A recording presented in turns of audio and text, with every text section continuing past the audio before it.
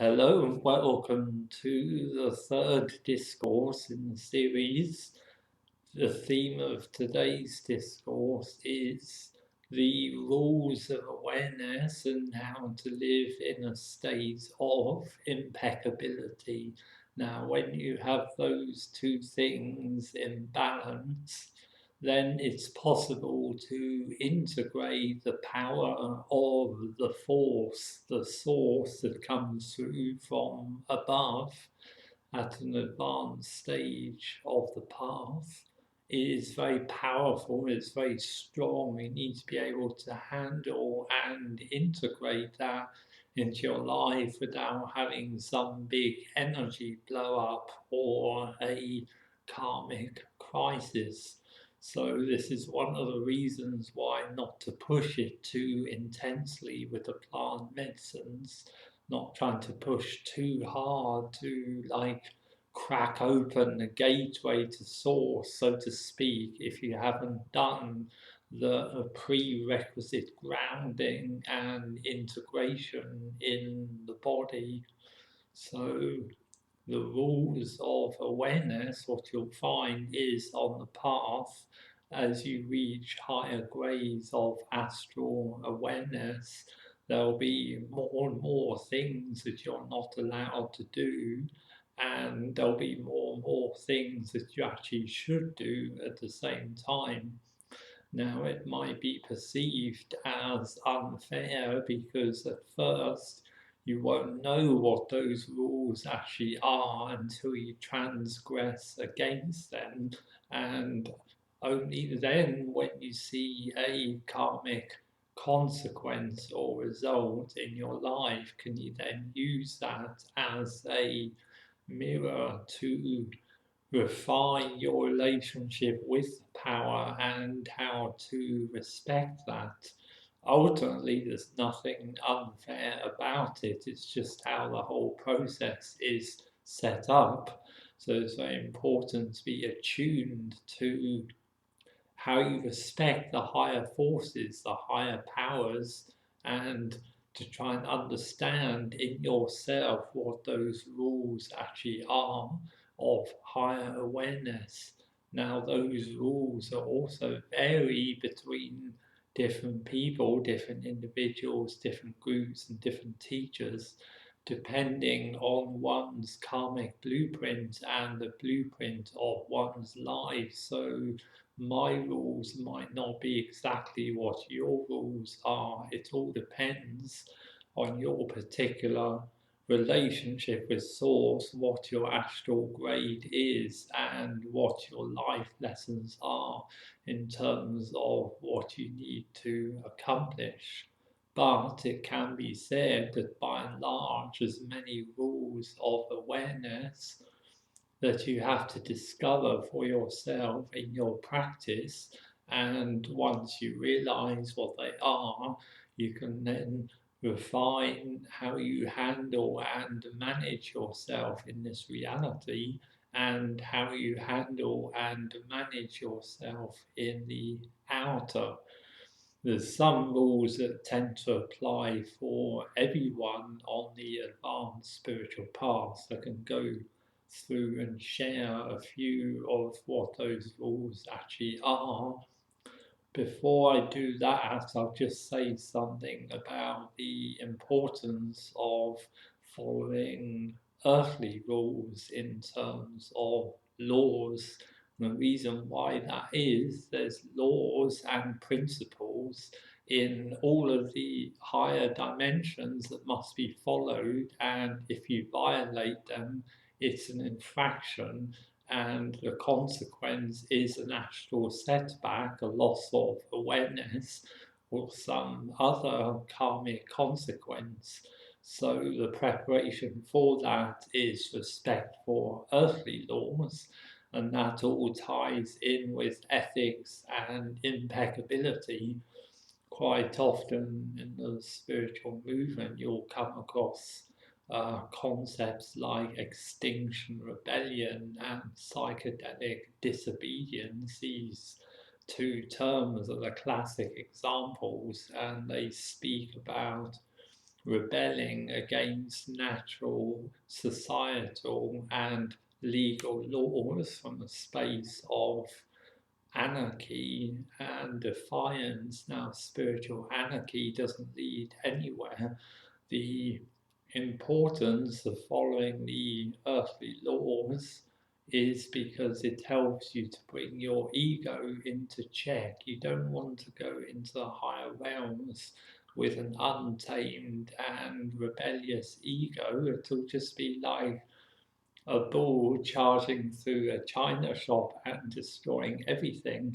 Hence, you've got to have the impeccability and grounding, the ethical and moral codes in place on earth. And when you get that right, then it's going to be much easier to ascend in your spiritual understanding, and you're far less likely to break any higher astral, ethical, and moral codes that there might be, because your ego will be conditioned to behave itself and not push against everything and anything it comes across. So when we're at school, when we grow up, there's the big thing about the school rules are square, we should defy them, and then you emerge into society and you see that the way everything runs out there appears very unjust. There can be like a lot of rebellious thoughts and attitudes toward the government, the powers that be, the elite. It's all a stage on the journey. We all have to go through this rebellious inner child and defiant aspect of our being, because we're pushing against something in the outer that's perceived as very controlling or pushing downwards. But once you get past that inner child aspect, once you get past the desire to be rebellious and pushing and perhaps arrogant in one's attitude, when you get past that, you'll become more mature in your outlook on the wider world and with regards to the spiritual path. And that spiritual maturity is something you develop in yourself from a state of humility.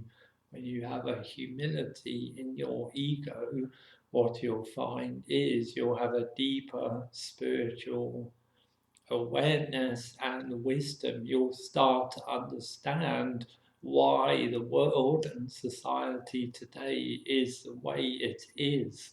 You'll see a lot of injustices going on in the outer world, but you'll be able to develop a much deeper philosophical awareness to contain what you're seeing and witnessing, and that will prevent you going into the states of extinction, rebellion, and psychedelic disobedience.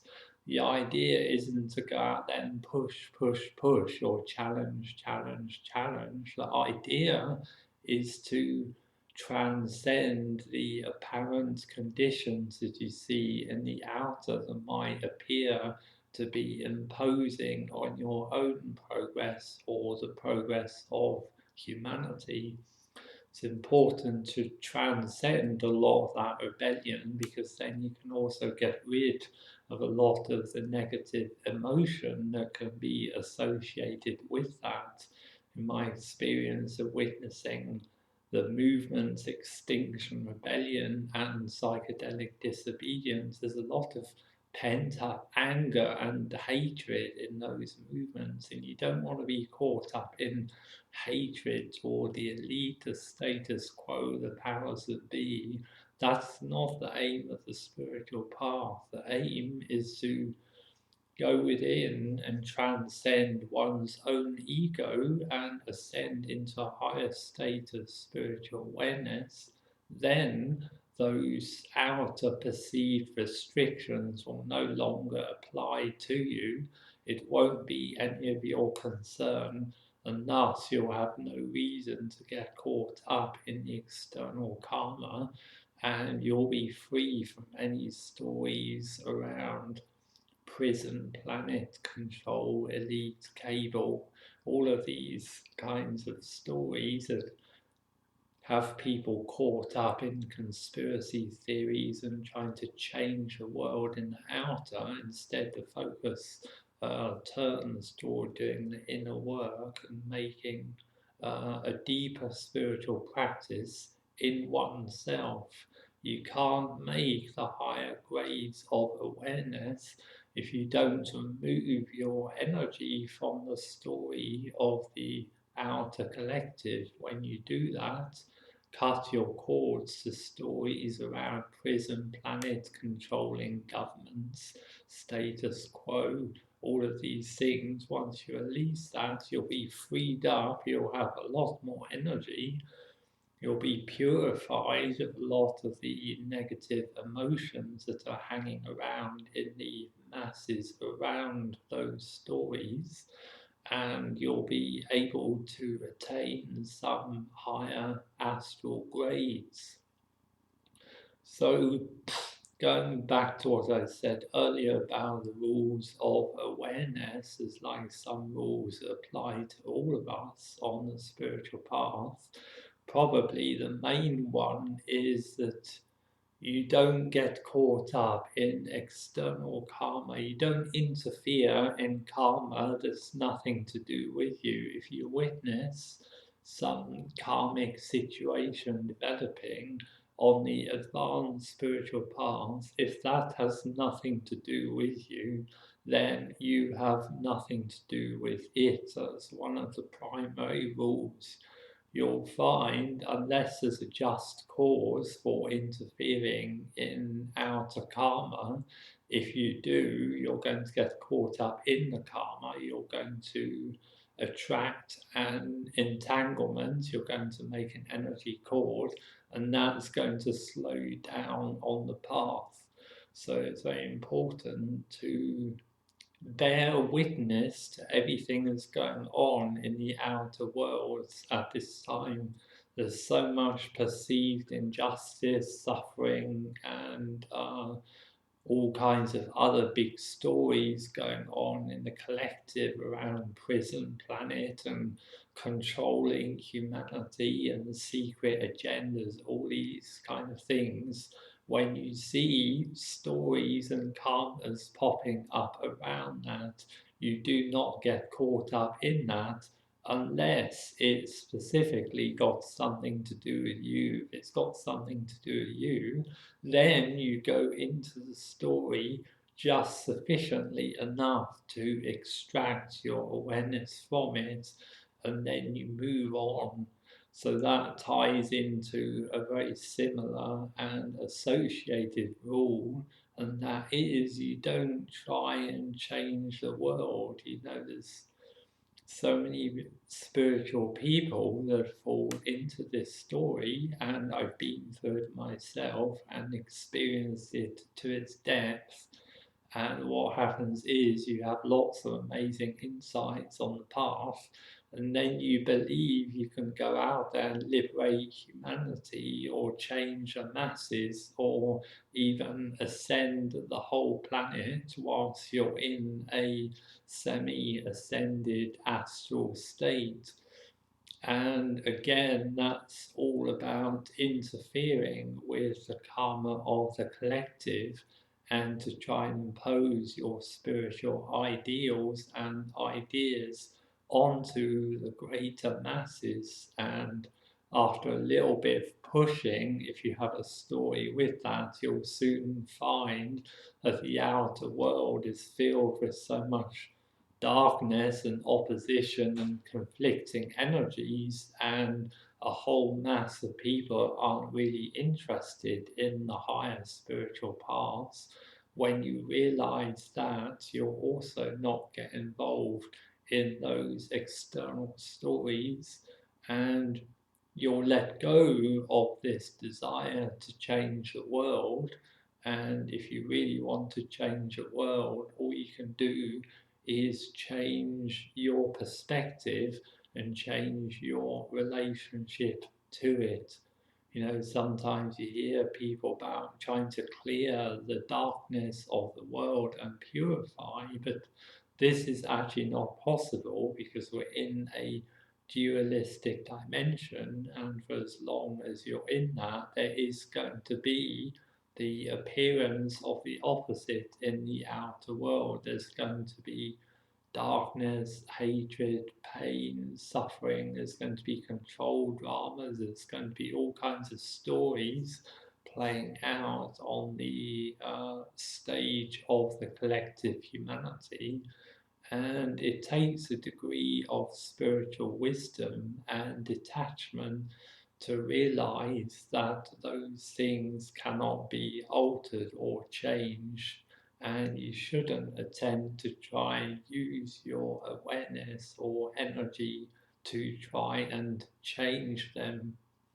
What you can do is practice a degree of compassion for the human race, because when you ascend in astral awareness, you'll start to realize the gravity of the outer situation and how bad it appears from the perspective of the collapse of human civilization. So there can be an urge to try and do something about it or alter it. But if you go deeper into your practice and become more detached, you'll realize the higher reasons for why that is, and you can remain detached, but you can also practice a compassion for the human race, which enables you to embody what I call the vibration of universal love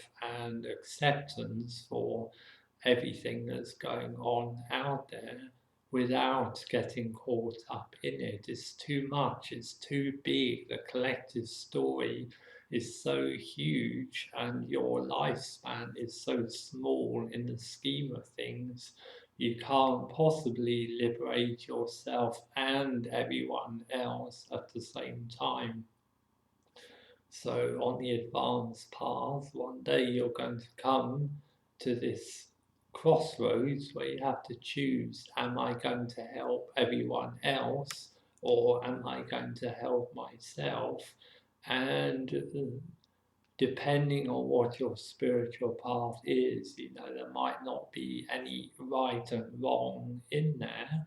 But what you will find, if you're going to take the advanced path in yourself to reach those higher astral grades, you have to put yourself first all the time, without question, 110% of the time, and then expand from there in terms of helping other people.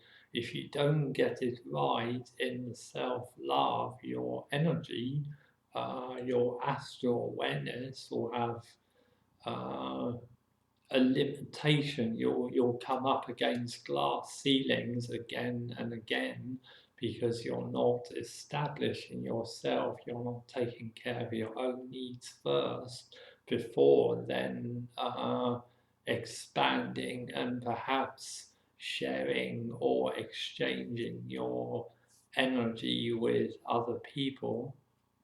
So brings us on naturally to the next rule, and that is the rule of making energy exchanges in this dimension.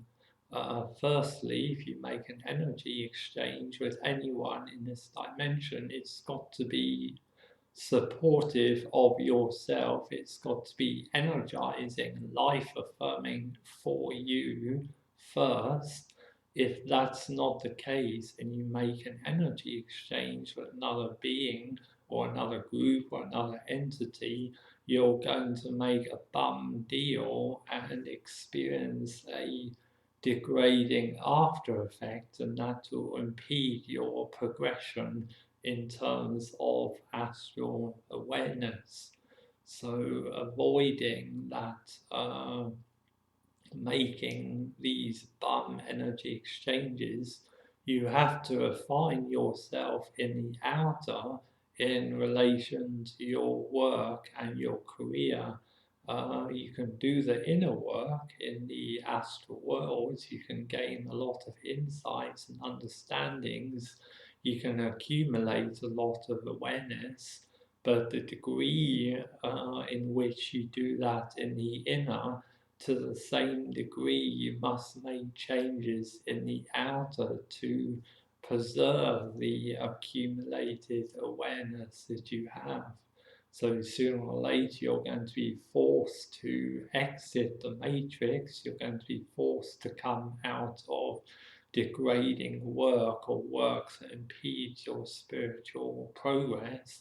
And you're going to have to find practical working solutions that help you to sustain yourself in the outer, whilst at the same time sustaining your spiritual journey. So you can avoid doing these bum exchanges by realizing that one of the other astral rules that there are is that you should not put your energy up against or share it with incompatible energies. So by this I mean that every single human being on this planet at this time has a certain vibration, a certain energy of awareness, and each person is where they're at. And there's a whole spectrum of different positions on this scale. And on this very big scale of energy, there's kind of like partitions and bands, certain levels, and you'll find that as you progress in the astral grades, it'll become more and more forbidden to share astral energy or make energy exchanges with people in different bands of awareness than you are. It's because there's an incompatibility in the energy, and ultimately it'll hurt you if you don't discern that and make the appropriate changes to avoid that clashing of incompatible energies, especially as star seeds on the path. You know, certain groups of star seeds on the planet at this time, and it's okay to interact with those groups because we're on the same path. But if you're interacting with a lot of earth seeds, or the people that need to go through many more earthly incarnations first, when we're trying to become a non-returner or complete a physical ascension in this life, there's going to be a huge disparity in the paths, and that's going to make a hefty karmic energy cord based on energetic incompatibility. So this is something to become very aware of in your personal process, in your path. You have to evaluate and re-evaluate every single energy core that you have in the outer, and every single energy exchange that you have in the outer, to continue to keep that pure, to continue to keep that working, so you don't import any degrading energy by interacting with the wrong kinds of external energies. So that follows on to the next rule, or more of a guideline rather than a rule, and that is to re-evaluate your social contacts on this path. I can tell you, the stronger your inner connection to God, to Source, the more important it's going to be to have those supportive monastic conditions or semi-monastic conditions. And in that respect, the number of contacts that you'll have will be necessarily few, and limited to your soul group or the people that you're supposed to work with in this lifetime, if you don't kind of refine that lesson, get it sorted, if you continue to maintain energy cords with superfluous and additional numbers of people from the place of attachment, or just as your ego wants to have lots of external connections, you will find that you'll start to lose a lot of energy. Once you go further on the path, if the people around you aren't evolving similarly, there's going to be a discrepancy in awareness. There's going to be like a pulling, and sooner or later you're going to have to release those additional connections so you can focus your awareness on the relationships and the connections in your soul group that are important, so you can continue to evolve and understand.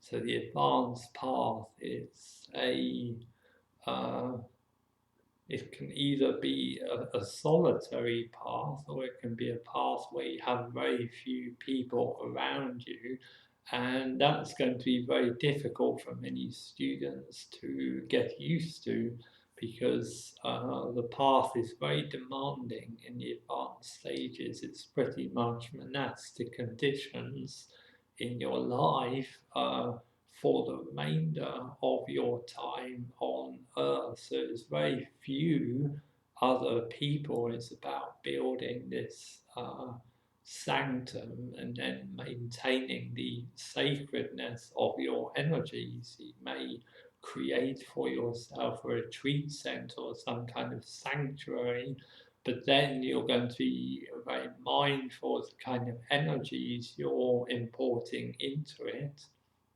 because if you don't, what you're going to do is degrade your base chakra. You're going to accumulate black stones and karmic energies from other people, and again, that's going to cause you a backslide in terms of your astral progression. And if you don't learn that lesson to refine your interactions in the outer, sooner or later the outer will reflect that back, and you might find yourself up against some very challenging external conditions until you refine that energy, refine how you're doing energy exchanges, and refining the kind of connections that you have with other people in the outer. It's a process that you have to continually do on the spiritual path, with awareness, with compassion, with mindfulness, but at the same time, always putting yourself first and asking yourself, is it useful for me to continue to maintain these connections? Do I need to refine them? Do I need to work out some older energy cores with people? Do I need to refine how I interact in the outer? These are all questions that you want to be going through in your spiritual practice, so you can continue to climb up that mountain of awareness and avoid any glass ceilings or pitfalls from violating or breaking any of the rules that are there in place to maintain the sacredness and integrity of your spiritual practice. I could go on and on about how many rules there appear to be, but I don't think it's useful to go too deep into it. All I'll say to wrap this up is that you need to walk the path with integrity. You need to be deeply attuned to your own higher power, and you need to be in very clear and intentional dialogue with that higher power, so you can determine what the additional rules are of awareness that apply to yourself.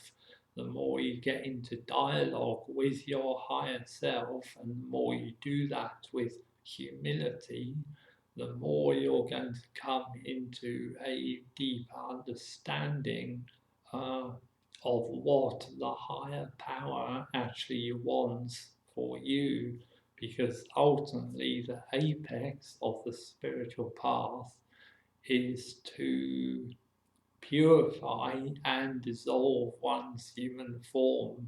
And as I understand it, dissolving the human form and ascending is about a complete descent of the higher power or God into one's physical vehicle. And the descent of that energy is a power, it's grace, and it's something to work with and integrate. You need to understand what's going on there, and you need to work with that higher power in humility and in awareness, so you don't push up against it or try and impose your ego and the intentions of the ego onto the higher power. I can sum up and say many of the infractions on higher awareness, many of the rules that you can break in the inner worlds are predominantly based on trying to plant the intentions or the desires of your ego onto the higher power. And when you do that, you're going to experience a kickback and a temporary dissension on your spiritual path. So this is ultimately why, if you use the plant medicines, you have to try and gravitate out of that in the end, because you can fall into the pitfall of going into the higher realms again and again with medicine, and you can become imbalanced in the lower chakras. And if you're not careful, you can be compromised in your integrity, in your impeccability, and the overwhelming nature of the plant medicine experiences can overcome one, and then you can lose your moral grounding, you can lose your ethics, and then you can start to make some very serious errors on the spiritual path. Hence, there's a lot to be said about the slow route of purification on the spiritual path. It's okay to go into this medicine ayahuasca path, as many people do, because it's a stage. Bear in mind, it's a stage that has many dangers. It's very easy to break a lot of the higher astral rules when you try and ransack the higher worlds for understanding. If you go about it the slower method and you purify yourself in the base, in the heart, in your body, and in the ego, you're going to find your ego is a lot more sublimated, and it's going to be far less likely that you're going to break any of those astral rules that leads to chaos and big spin outs on the spiritual path. You know, we don't want to have these big blow ups or spin outs just because we're pushing too fast, or we're not in balance with our intentions, and we're not grounded enough in our awareness. You know, if you focus on all that grounding, developing the awareness, and understanding in yourself some of the rules that apply with regard to how you handle higher awareness, you can make a lot more progress, and you can keep hold of accumulated energy that you've accumulated in your practice, and more importantly, you can avoid losing it and having to go through a lot of spiritual processes again, which will happen if you make too big a backslide. So I think that's all for this discourse, and I'll continue again in a discourse 4 with the topic that will soon become clear in the channel. So that's all for now, and I'll speak to you again soon. Free spirit out.